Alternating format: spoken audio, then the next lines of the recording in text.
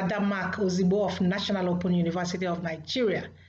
You are welcome once again to this class, BUS 809, Human Resource Management. Our topic for today is performance management. We'll be taking a look at performance management system, measuring performance, the need for performance appraisal system, methods of appraisal, and employees training and development.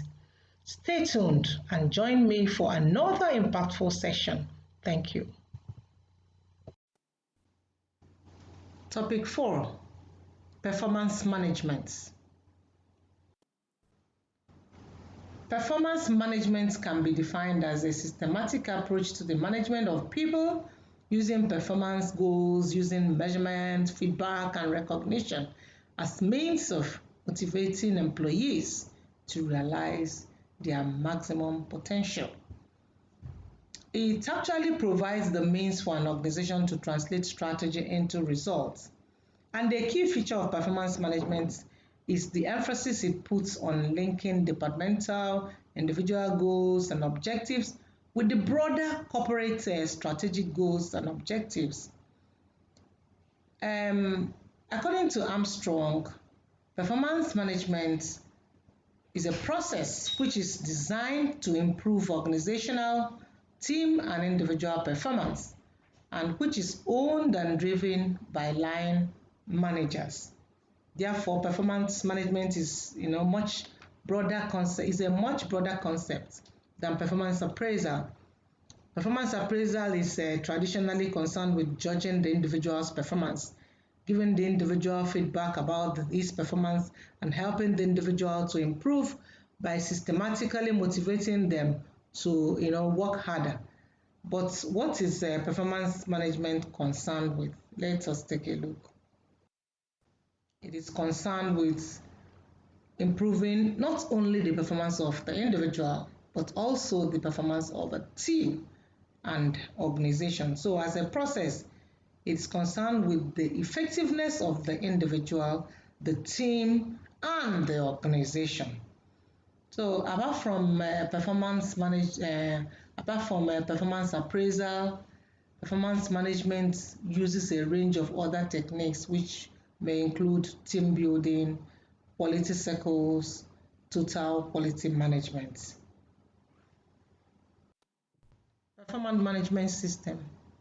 We have no particular universally accepted model of performance management in use, but the management literature is replete with models which typically contain and link a common set of elements that can be expressed as a performance management system.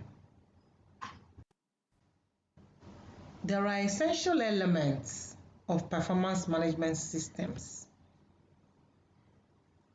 Elements like goal setting, efficiency, performance monitoring, priorities, balanced scorecard.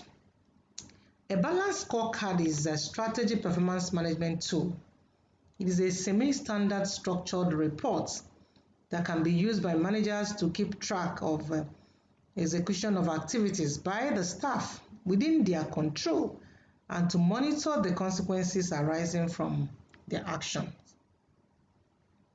It is time-bound, improvement is necessary, and then the scope is important as well. What is the scope of performance management? It entails all formal and informal measures and procedures adopted by organizations to increase corporate, team, and individual effectiveness. Employees should be enabled continuously to develop knowledge, skill, and capabilities. Measuring performance. One key implication in managing human resource is that there should be standards against which the individual can be assessed. Yes. If you don't have a standard against which you assess an individual, then there's no basis for measuring performance. We have essentially two types of measures in performance measurement. Objective measures and subjective measures. The objective measures are based on independently verifiable data. Example, sales volume or attendance. And then you have the subjective measures, and that's based on human judgment. Yes, a subjective measure or a subjective performance evaluation is a way of evaluating a worker that is not based on quantifiable numbers. So rating your employees based on your perception of how they are doing, how well they are doing, and then the value of whatever they are bringing to the business. That is what we call subjective measures. Please pause and take activity 1. Highlight the main features of a performance management system. List and attempt a brief description of each feature. The need for performance appraisal system. Every organization needs feedback information for monitoring and reviewing performance. And this is to allow for proper adjustments to be made with respect to assisting management to manage effectively, assisting the individual employee to know how well he is doing and planning his future, providing employer with a rationale for making and adjusting many personnel decisions. Performance appraisal plays crucial roles of evaluation, administration, and development, and these are used as a check on the effectiveness of job analysis, job description and job specification processes, job evaluation, wage and salary administration, staffing process, which involves recruitment and selection, promotion, discipline and dismissal. You have identification of training needs, evaluation of training practices, effective communication and feedback, career planning and development, effective motivation of employees, and manpower planning. Methods of appraisal.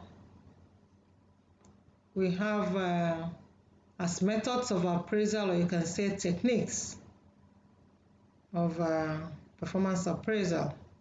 We have essay appraisal, graphic rating scales, critical incident appraisal, comparative method, or you can say ranking method.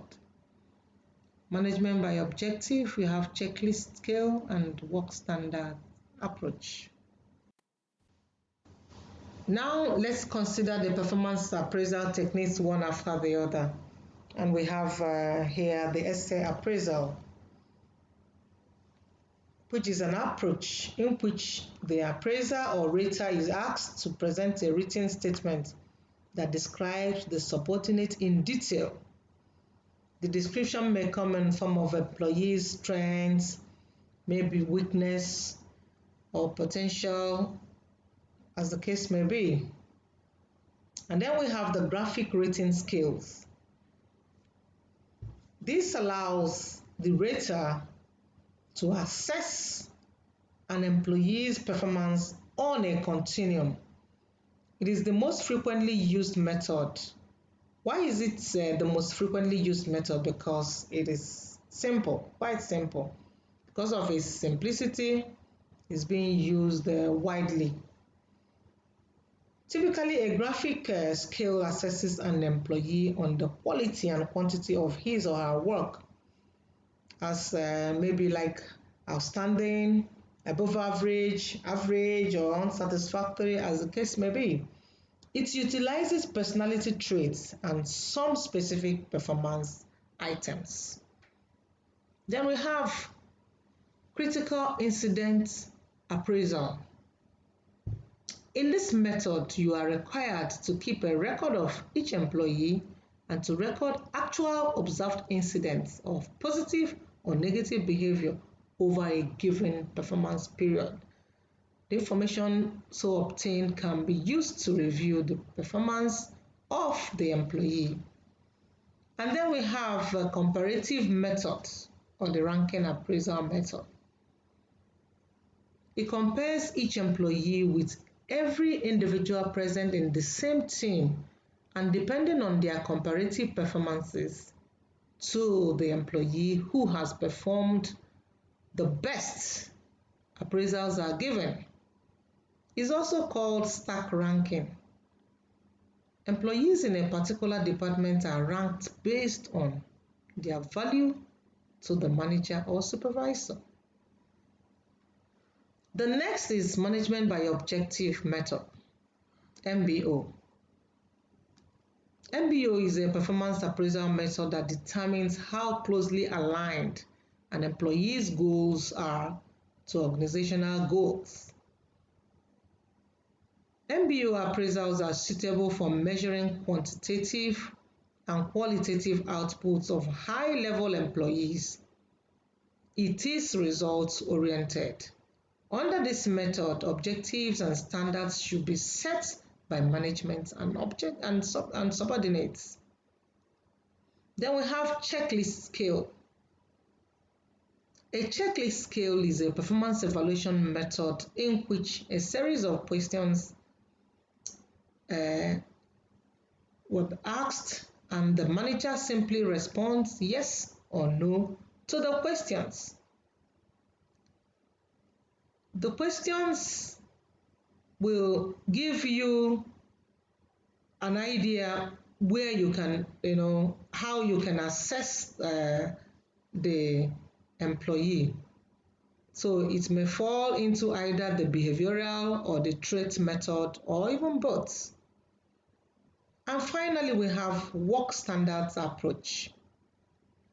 The work standard approach or performance appraisal approach looks at minimum standards of productivity and rates the employee performance based on minimum expectations.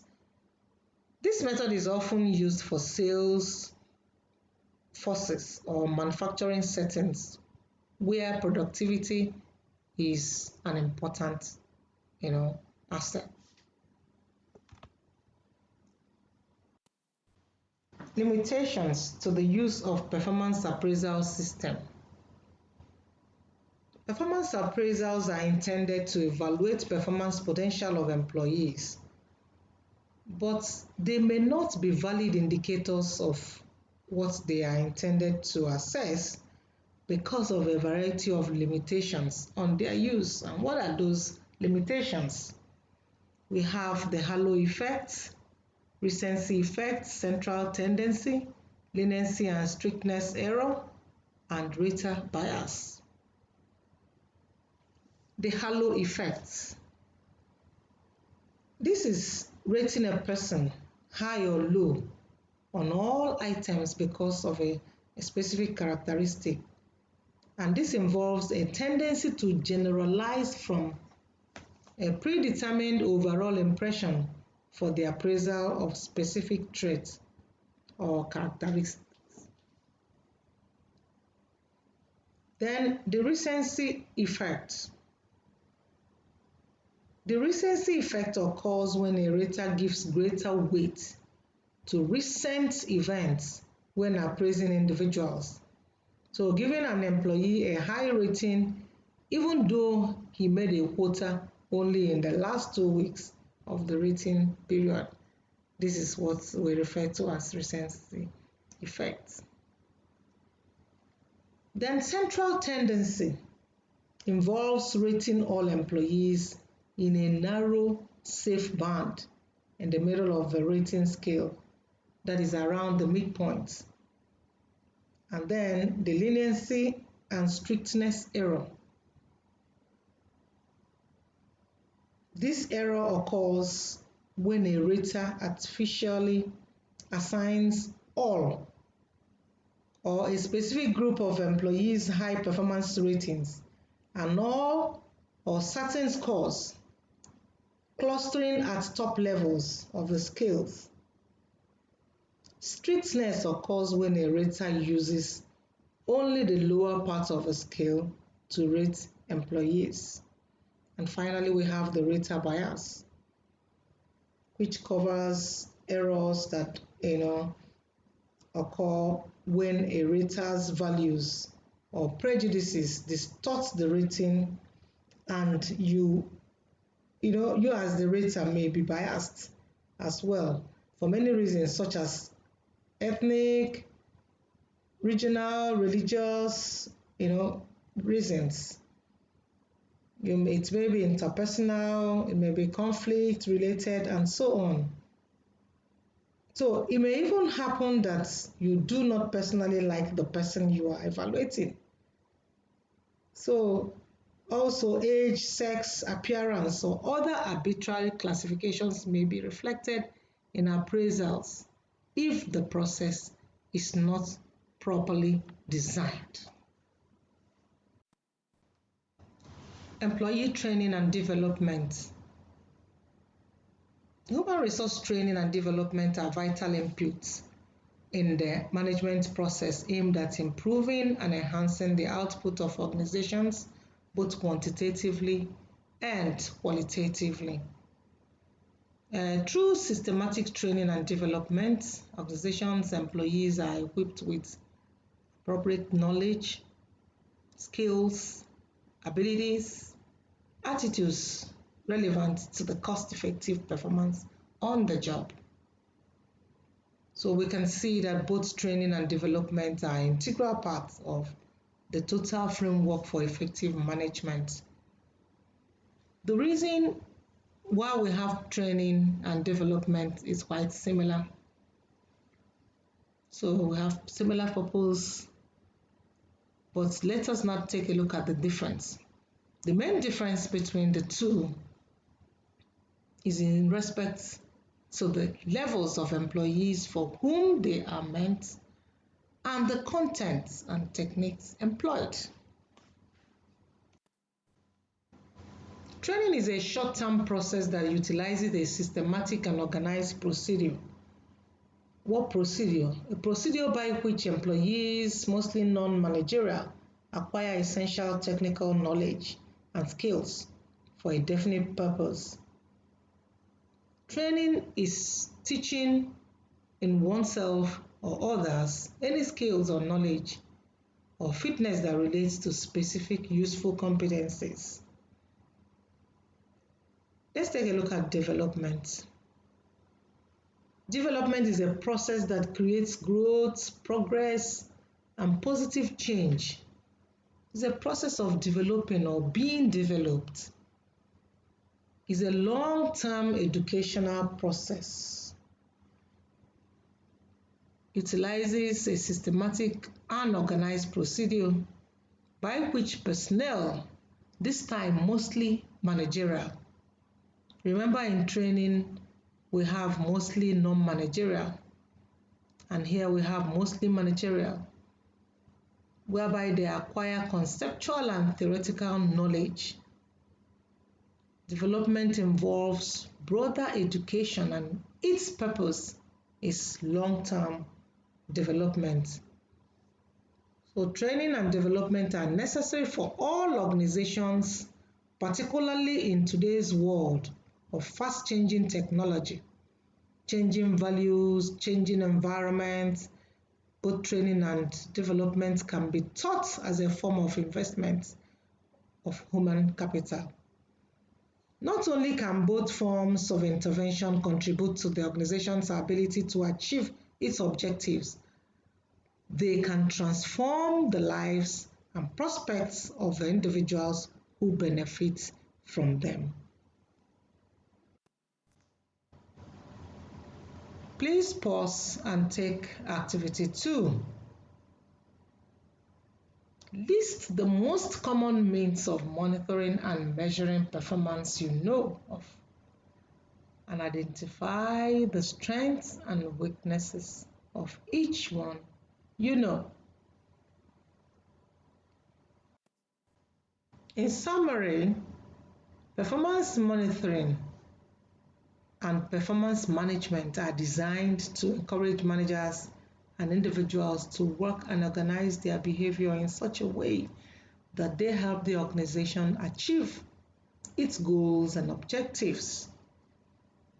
This is a useful framework that involves setting individual or group standards, measuring performance, applying corrective action where appropriate, and revising the objectives where necessary. The feasibility of this framework is still open to debate. The performance management framework, however, provides a theoretical backlog for meaningful discussion of performance appraisal system. Thank you.